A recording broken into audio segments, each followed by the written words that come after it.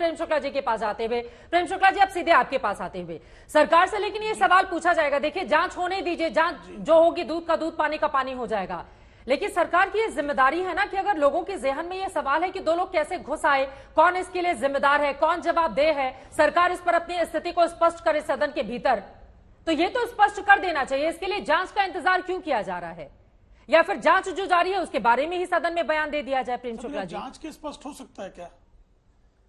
नहीं, कृपा करके मुझे भी बताइए, बिना जांच के जो है किसी के दोष को बताया जा सकता है क्या? ये तो सिर्फ राहुल गांधी बता सकते हैं, जिन्होंने कहा कि बेरोजगारी से उपजे आक्रोश के कारण युवक घुस गए थे। इतना ज्ञान तो सिर्फ एकमेव व्यक्तित्व जो पंकज शर्मा जी के नेता है, श्रीमान राहुल गांधी के पास है। शेष इस देश में जिसके पास भी बौद्धिक क्षमता है, वो बौद्धिक क्षमता के व्यक्ति जांच पूरी होने के पहले किसी प्रकार। और बताइए, लोकसभा अध्यक्ष जी जब कस्टोडियन है, तो कस्टोडियन के पास लोकसभा अध्यक्ष जब निर्देश देंगे तो उसके अनुकूल जो है सरकार उस पर बयान देगी। अब इसमें जो है विवाद का विषय बिंदु क्या है, और किसी को प्रश्न पूछने के कारण यहाँ पर जो है निलंबित नहीं किया गया है। विशेषाधिकार समिति के पास किसी के जो है प्रश्न पूछने के कारण विशेषाधिकार समिति के पास उसका नाम नहीं भेजा गया है, बल्कि इसलिए भेजा गया है कि उसका आचरण जो सदन की परंपरा और गरिमा है उसके अनुकूल ना होके उसने प्रतिकूलता का प्रदर्शन किया है। जहां तक असहमत की बात आदरणीय पंकज शर्मा जी कर रहे थे, पंकज शर्मा जी असहमति का यह स्तर रहा है कि मजरूर सुल्तानपुरी ने एक गीत लिख दिया और लोकतंत्र में जिसके आपके जो नायक है रहे पंडित जवाहरलाल नेहरू, उनको जेल भेज दिया गया था। असहमति का स्तर यह था कि सारे विपक्ष को बिना किसी आरोप के वर्षों तक आपने आपात के काल के दौरान जेल में ठूंस दिया। यह असहमति का स्तर था कि श्रीमती सोनिया गांधी का एक जन ने कार्टून बना दिया, उसकी कांग्रेसियों ने हत्या कर दी। असहमति का यह स्तर है। और भारतीय जनता पार्टी के आदरणीय नरेंद्र मोदी जी के कार्यकाल में लोकतंत्र, संविधान और संसदीय परंपरा की मर्यादा को कहीं से भी ठेस पहुंचे, ऐसा कोई आचरण सप्रमाण आप नहीं दिखा सकते। आप जो है सदन के लोकसभा अध्यक्ष की अशालीनता की चर्चा कर रहे हैं और राज्यसभा के सभापति की अशालीनता की एक उदाहरण दे दीजिए कि उनका कौन सा व्यवहार अशालीन है, कौन सा व्यवहार गरिमा के विरुद्ध है। एक मुझे जो है उदाहरण आप दे दीजिए, या तो आप अपने शब्द वापस दे दीजिए कि आप गलत आरोप लगा रहे थे। राहुल गांधी की तरह झूठ बोलना जो है वो आपके स्वभाव का अंग बन गया, या तो स्वीकार कीजिए। मैंने अशालीन शब्द का इस्तेमाल नहीं किया प्रेम शुक्ल जी, मेरे मुंह में आप अपने शब्द मत डालिए। आपने अशालीन शब्द का प्रयोग किया है। नहीं, मैंने ये सवाल आपने अशालीन आप जो है चित्रा जी, आपने अशालीन शब्द का प्रयोग किया है। आप चाहें तो रिवर्ट करके देख लीजिए, अशालीन शब्द का प्रयोग किया है। आपने अशालीन शब्द का प्रयोग किया है।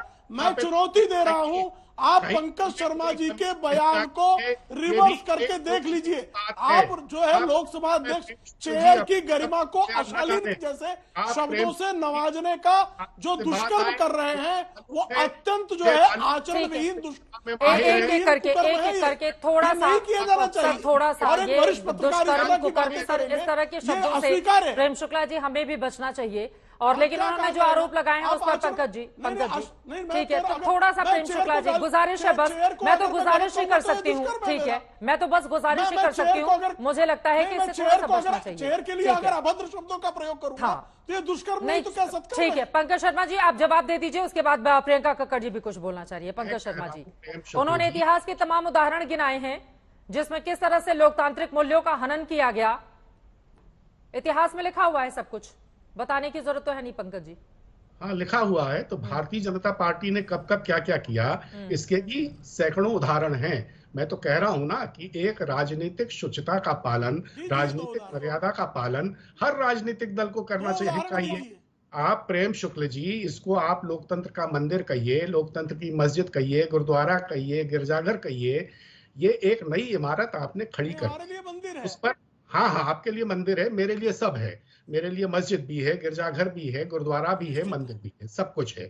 तो इसको जो आपने बना दिया उस पर जिस धर्म को मानते हो आप स्वीकारिए, हमें कोई आपत्ति नहीं है। हाँ, मैं सारे धर्मों को मानता हूँ। मैं पंथ निरपेक्ष हूँ और धर्म मेरा व्यक्तिगत विषय है। हाँ, आपकी आजादी है। तो नहीं 141 सांसदों के निलंबन पर रहते हैं, इधर उधर नहीं जाते हैं। पंकज जी, अब मैं सीधे से सवाल पर आती हूं। देखिए, लोकसभा का नियम 374 कहता है वेल में आकर कोई नारेबाजी करे उसके खिलाफ एक्शन हो सकता है। 374A कहता है काम में बाधा डालने पर 5 बैठक या बचे हुए जितने भी सत्र हैं उसके लिए निलंबित कर दिया जाए। लोकसभा स्पीकर ने वही किया, नियम के हिसाब से उन्होंने काम किया। राज्यसभा में नियम 255 और 256 इसके लिए सभापति को अधिकार देता है। तो उनके पास अधिकार इसी संविधान की ओर से दिए गए हैं कि अगर आचरण अनुकूल नहीं है तो उनके खिलाफ एक्शन हो जाए। दोनों ही पक्षों को इस बात को समझना होगा। यहां पर देश के लिहाज से या फिर इतने पैसे खर्च होते हैं, लोकसभा या राज्यसभा की एक कार्रवाई के लिए करोड़ों करोड़ों रुपए पानी की तरह बह जाते हैं। अगर वहां पर हंगामा होता रहेगा तो आम लोगों से जुड़े हुए मुद्दों पर चर्चा कब होगी, बिल पास कब होंगे, ये सवाल क्यों नहीं पूछा जाता है पंकज शर्मा जी? क्या सिर्फ हंगामा खड़ा करने के लिए ही संसद में आ गए? अब हमारा विपक्षी इंडिया गठबंधन है तो अपनी ताकत दिखा देनी है लोकसभा राज्यसभा के भीतर।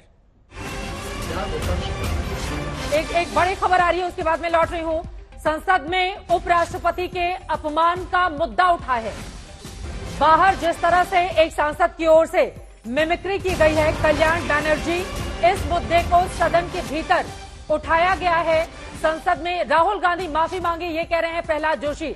राहुल गांधी उस समय वीडियो बना रहे थे, ये तस्वीरें भी उस समय की दिखा रहे हैं। कल्याण बनर्जी सभापति की मिमिक्री कर रहे थे, अपने सांसदों के व्यवहार के लिए माफी मांगे, ये कहा है प्रहलाद जोशी ने। कांग्रेस राष्ट्रपति उपराष्ट्रपति का अपमान कर रही है। पंकज शर्मा जी, इस पर जवाब आपका। मैं तो पहले ही कह चुका ना चित्रा जी कि ऊंचे जो हमारे संवैधानिक पद हैं उन पर बैठे जो महामहिम हैं उनकी भाव भंगिमाओं का मखौल उड़ाने से बचना चाहिए और ऐसी कोशिशों को प्रोत्साहित करना भी ठीक नहीं है। माफी मांगनी चाहिए राहुल गांधी को। मैंने कहा तो कि इस तरह की कोशिशों को प्रोत्साहित नहीं करना चाहिए। प्रहलाद जोशी माफी की मांग कर रहे हैं। राहुल गांधी का नाम लेने से डर रहे हैं बेचारे। पंकज जी, आवाज आ रही है? हाँ, आवाज आ रही है। प्रहलाद जोशी जी जो भी मांग कर रहे हैं वो मांग करने का उनको अधिकार है। हाँ। अगर राहुल गांधी जी को ऐसा लगता है कि संसद के बाहर उन्होंने एक वीडियो बनाकर कुछ गलत किया है तो ये उनके सोचने की बात है। ठीक है, प्रियंका कक्कड़ जी, एक आखिरी क्लोजिंग कमेंट आपसे। प्रियंका कक्कड़ जी, प्रहलाद जोशी की ओर से कहा जा रहा है कि माफी मांगे राहुल गांधी, और सदन के बाहर जिस तरह का अमर्यादित आचरण दिखाया गया है सांसदों की ओर से और कल्याण बनर्जी की ओर से, उस पर उन्होंने सख्त आपत्ति जाहिर की है। मुझे लगता है सबसे पहले क्योंकि मेजॉरिटी में भाजपा है तो भाजपा को माफी मांगनी चाहिए जो रमेश बिदुड़ी जी ने किया, जो नेशनल सिक्योरिटी को लेकर जो खिलवाड़ प्रताप सिन्हा जी ने किया, अटैकर्स को पासेस इशू किया और उनके ऊपर कोई कार्रवाई नहीं हो रही। अब तक तो उनको बहुत मौका भी मिल जाएगा सारे एविडेंस मिटाने का, तो इसलिए माफी मांगनी चाहिए कि अब तक कोई इनिशिएट नहीं हुई इंक्वायरी उनके ऊपर, ये साफ सार्वजनिक तौर पे। और एक छोटी सी चीज मैं करेक्ट करना चाहूंगी, संगीत रागी जी ने आपको झूठ बोला कि हमारे मंत्री कन्विक्टेड है, वो कन्विक्टेड नहीं है, अंडर ट्रायल है। पीएमएलए का लॉ केंद्र सरकार में 2019 में बदल दिया जिसके तहत आपको बिना एविडेंस के मनी लॉन्ड्रिंग के केस में हमेशा अंदर रखा जा सकता है। तो बस इतना ही कहना है। जल्दी से एक लाइन में संगीत जी, एक लाइन में। मैं उस बात को करेक्ट कर लेता हूं, मुझसे वो गलती निकल गई थी। ठीक है। लेकिन कोई ऐसा नहीं रहा है कि कोई मंत्री जेल में हो और उसे मुख्यमंत्री उसे मंत्री पद पर बने रहने दे।